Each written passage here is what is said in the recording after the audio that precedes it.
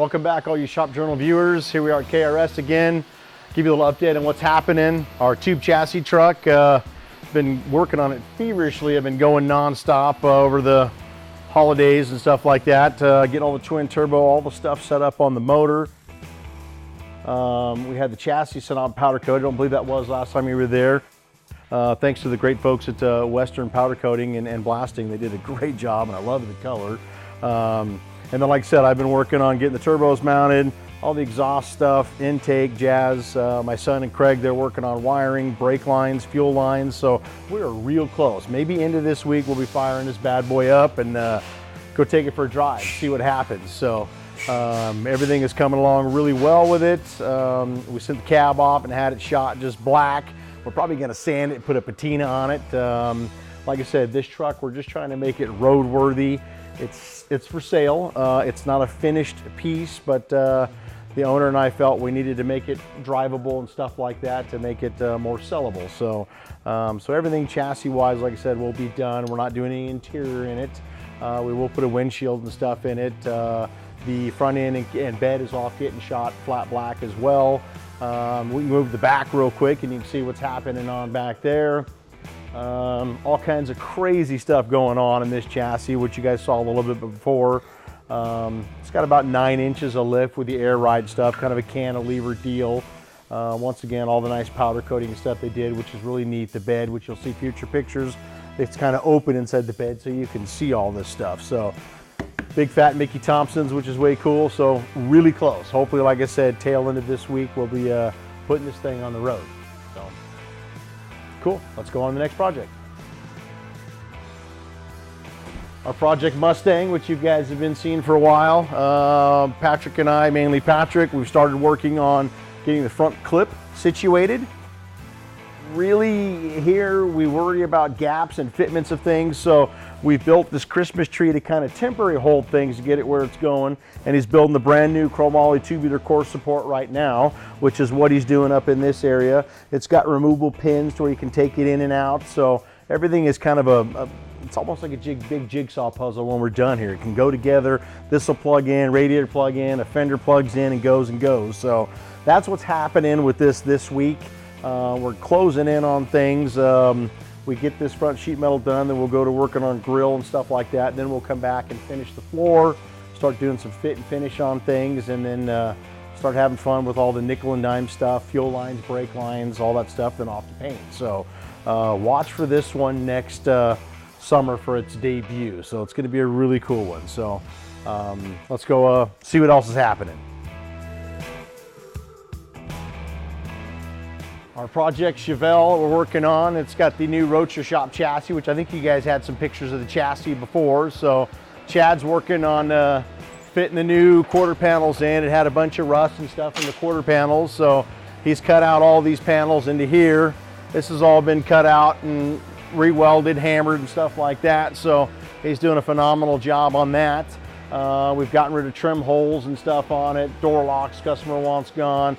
We're not finishing this car, we're taking it to the metal state, and then the owner's going to deal with it from there. Probably come back for some other odds and end things, but it's going to be a really cool car. I think he's putting a killer LS motor and stuff in it, so fun deal, real fun deal. So we were very fortunate on our unibody. We had the owner and the upholsterer come, Ron Magnus came in Friday, and we got to go over a bunch of things and stuff, which was kind of neat to get his different take. I've never used him as an upholsterer personally in KRS, but I like his style, what he's doing. So that was really neat. It was fun to have the owner here. We got a couple pictures of him with it and stuff, and he was just really jacked up on all the cool things that we're doing to it. And so now we're back on the inside. Since the upholsterer was here, we're doing some fitment things, changing a few things that he wants. Hopefully in a few more weeks, we'll get this thing ready to go out to Sean's at Regenerated Rides, and they're gonna put it in first prime, then it'll come back to us, and then we'll end up doing brake lines, exhaust, and the nickel and dime stuff after that. So cool, let's go on to the next project. Vega project, been kind of a fun one. John's been working on the front and rear suspension. Right now he's starting to do the roll cage. Hopefully by the end of the week we'll have a cage in the thing. It'll be something kind of neat to see on the next go around. It's a combination of, like I said, the customer doing his own stuff, and we're trying to fix some of his stuff and do some other things right for him. So then let's go up front. This here truck belongs to one of our great customers, Kevin. He just loves the patina, the early Chevy and the patina stuff. So this is once again all the original patina on the truck. It's got a brand new TCI chassis, LS motor, air conditioning, power steering, power brakes, all the bells and whistles of everything, but yet it still looks like an old hoopty truck, but just drives fun. We got it running and drove a little bit over the weekend. We found some old Mickey Thompson valve covers that one of my guys had. So we made the motor look, even though it's brand new, we put these old scungy valve covers on it and stuff to kind of hide it and kind of give it a little bit of that old feel that it is a small block Chevy, even though it's an LS1. Even put the little fake coil mount and stuff in there. So like I said, as you see it is kind of how it'll stay finished, and we're going to send it off and get it polished. Now I'm just bring out a little more of the patina to it, but just a really super cool shop truck. I'd love to have this as a shop truck myself because it's so cool. So so we're wrapping it up here, and we'll probably do a little drive with you guys and see what you think and go from there. All right, here we go. A 1950 Chevy 5-window pickup. Just got finished here in the shop. Customer's gonna come and get it in about a half an hour. It's been in the shop, I believe, for about 3 months, and we have about 2 months on the build itself. Okay. Pretty quick build with the new chassis. Makes it pretty easy. We can get the chassis done, get the motor in, get everything figured out, get the body bolted on it, blow it all apart, powder coat, paint a few things, and then the final assembly goes pretty quick. Nice 4-speed automatic. We have some classic instrument gauges. Looks really nice in there. Some vintage air, so we got some good heat and some good AC in the summertime when you're out cruising. I believe the owner wants to take it to Bonneville next summer for the Speed Week, which will be nice. It'll be a fun truck to go down the road on. So is the owner planning to drive it around an actual farm, or is the farm truck kind of a tongue-in-cheek? It's actually a tongue-in-cheek. The owner of the vehicle owns a construction company, builds houses here locally, and other things. And he has a couple of trucks like this, and this is going to be his driver. His other truck it's got about 650 horse, somewhere in there, 600 horse, so it's not as streetable as this one. So he wanted another one. He wants a whole fleet of these trucks, actually. So we'll take this one for a spin. As you can see in here, it just drives nice. I had it on the connector earlier today, had it up to about 65 miles an hour, and it's just as smooth as glass, runs really nice. When the owner gets it, he'll finish up. Him and or Brandon at Interior Revolutions will probably do more work on the interior, sound deadener, carpet, some headliner stuff. Because right now it's just rust down here. It's just surface rust over the steel floor. It's all original. We tried to patch every hole that was in the vehicle that was rusted through, which on this truck, amazingly enough, had minimal amounts of rust. But we did patch it, but none of it was going to be painted over. So in time, it will get that surface rust on it again. So it'll still keep that original patina look.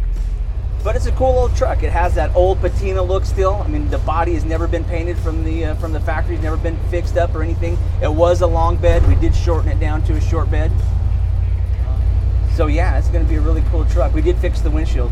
If you remember the one episode we talked about it, we ended up doing it. So this is like very smooth. Very smooth. I think Bentley has nothing on this. So does the rust cause other components of the car to degrade over time? Or? If you keep up on it, I mean, if you just let, most problems with vehicles when they get really bad rust situations is because it's gone over dirt roads, snowy roads, where they use salt, and that stuff will get on the metal and start eating through, and it's really hard to stop it once it starts corroding. The same with dirt.